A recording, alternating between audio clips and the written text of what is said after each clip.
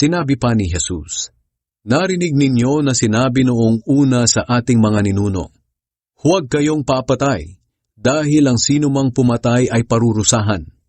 Ngunit sinasabi ko sa inyo na ang may galit sa kanyang kapatid ay parurusahan din.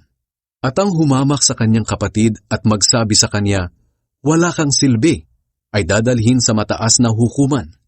At ang sinumang magsabi ng ulol ka sa kanyang kapatid ay mapupunta sa apoy ng impyerno. Kaya kung nasa altar ka at nag-aalay ng iyong handog sa Diyos, at maalala mong may hinanakit sa iyo ang iyong kapatid, iwanan mo muna ang handog mo sa harap ng altar. Makipagkasundo ka muna sa iyong kapatid at saka ka bumalik at maghandog sa Diyos.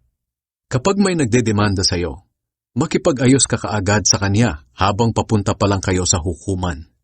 Dahil kapag nasa hukuman na kayo, ibibigay kayo ng hukom sa alagad ng batas upang ipabilanggo. Tinitiyak ko sa iyo, hindi ka makakalabas ng bilangguan hanggat hindi mo nababayaran ng kabuuan ng utang mo.